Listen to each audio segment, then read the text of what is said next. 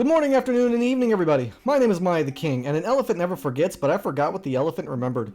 Now then, today we're taking a look at a game just released on Steam called Fera, the Sundered Tribes, an action-adventure monster hunting survival game, I think, taking place in I don't know where or why. Developed and published by Massive Damage Inc., released in early access, and selling for $30. Also, if my mic sounds a bit off, I sincerely apologize. My kids were messing with it the other day, and I just now noticed it, and yeah, I'll get it fixed by next time, so sorry about that. So, what is this game? Well, I'm going to be honest, this one was really hard for me to play. The game doesn't offer any real story despite having an opening cutscene. It's basically plopped you down in the middle of nowhere and then says, hey, go do this, and starts teaching you the gameplay. With nothing else to say about the setting of the game, let's just dive right into the good and the bad, and as always, we'll start with the good.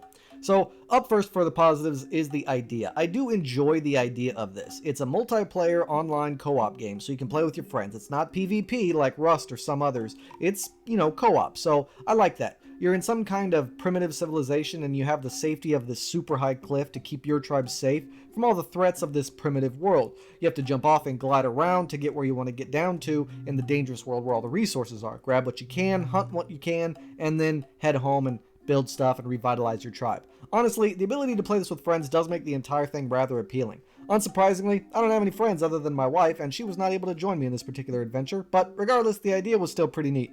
Oh, when you put the game on super low graphical settings, it runs really smooth. Almost never dropped frames and almost never froze on me. And, I guess that's about it. Well, that's depressing. Luckily for you guys, you only got to sit through a 10-minute or so video. I had to play this forever. So, yeah, long story short, this game was really hard for me to get through. Next up is the negatives of the game, but before that, if you find this video entertaining or at least informative, I'd really appreciate it if you could support the growth of my channel. How? Simple. Like, comment, subscribe, hit the bell, and share my videos online. That's it, and it helps a lot. Thank you. Okay, so let's just get on to the negatives then. So the first glaring negative for me the moment I jumped into the game was the stability. It froze on me twice in the first 2 minutes at the damn title screen, which by the way failed to load in properly.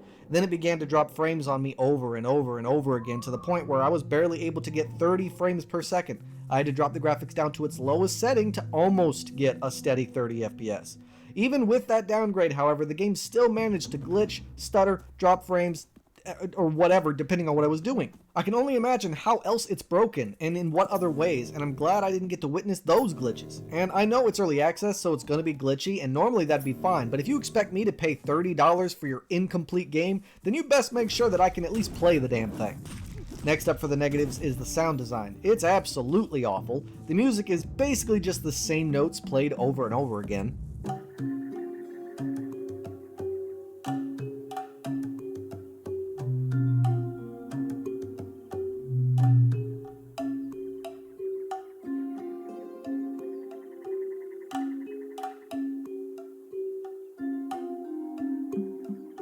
And as you play the game, it doesn't really get much better. There's no ambiance, and considering you're in a vast wilderness that's been overrun with nature, with like bugs and monsters and a lot of other stuff, you'd expect there'd be more sounds out here. But that's not even the worst of it. The sound effects themselves sound super bland and uncreative. Some of them just don't make any sense, and overall the game was awful to listen to in literally every freaking regard.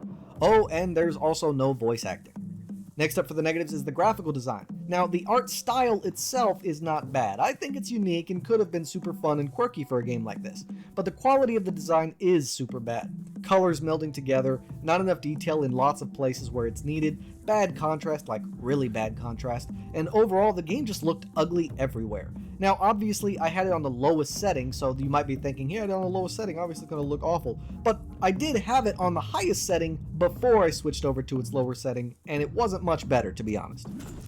The next negative point I want to talk about is the gameplay. Now, legit, the gameplay isn't that bad, but it's not that good either. It's mostly average, and I'm mostly going to be complaining about it here. However, due to the nature of the game itself and its current state, it obviously needs a lot more work, which is why it's in the negatives. But basically, this is how the game works. You need resources, obviously, it's one of those survival games. So you dive off your cliff and glide around. There's no fall damage, so there's no reason to glide down. You could just fall if you wanted, which I chose to start doing. But I did like the gliding, so I don't know, whatever. Anyway, you go down to the underworld, or whatever they call it, and now you gotta look for your resources. But for a game that's trying really hard to advertise and focus on the gliding and the zipping around, they don't work very well. The gliding is actually annoying, and with your limited amount of gliding stamina and the very hard to reach high points, which you need if you want to glide, you end up not really gliding all that much. I was running more than I was gliding. I was looking for every opportunity to glide whenever it presented itself because it was hard to actually do it all that much.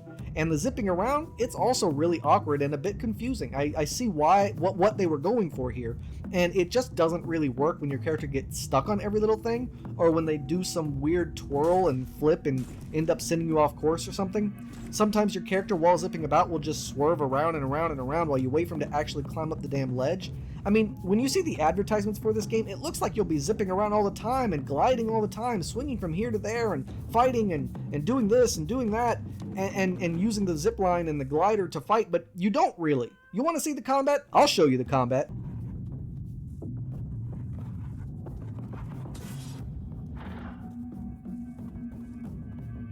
This is the combat.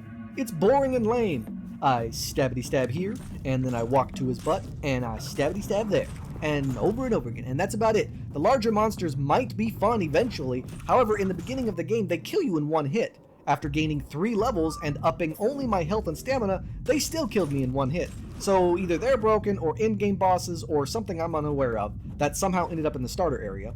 With no ranged weapons available to you, with awful dodging mechanics, crappy weapons and gear that require hours of resource gathering to upgrade, and it just seems really ridiculous to make the majority of monsters in the starting area this hard. And they are.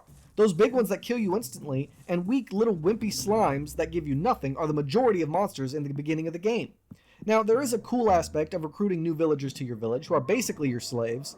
You use them to gather resources for you in the field thanks to a handy-dandy portal mechanic, which kind of makes the whole gliding thing obsolete and nonsensical when you think about it. I mean, if I have portal technology or portal magic, why the hell am I gliding everywhere? Why not just teleporting everywhere?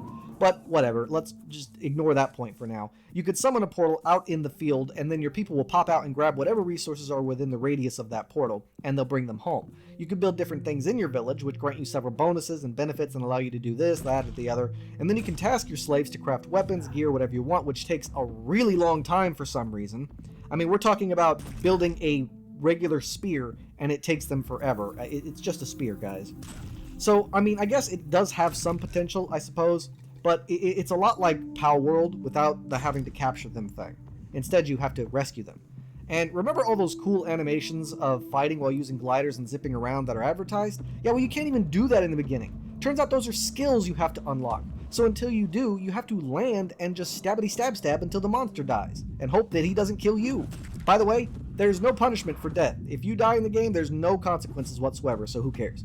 I could keep going about the lackluster gameplay and all the things I want to complain about, but I've got to move on from this point. The video is already getting too long. So, long story short, the gameplay is severely lacking and needs a lot of work.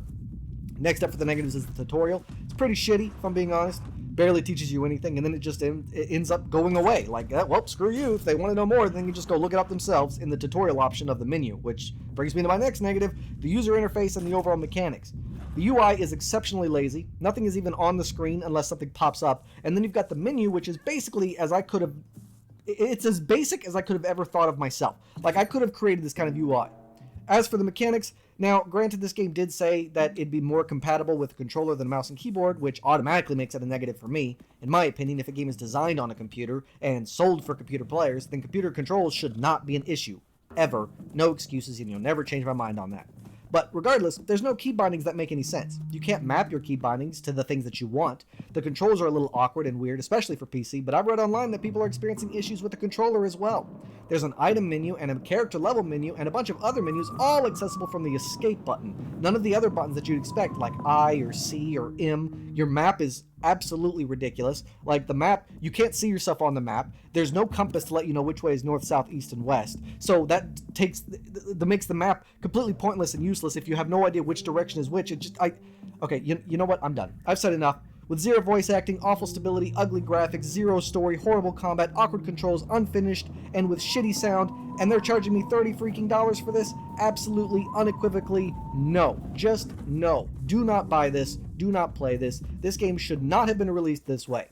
It's possible that maybe they needed to release it because they had no money. I don't know. I don't care. $30 for this. Are you out of your minds?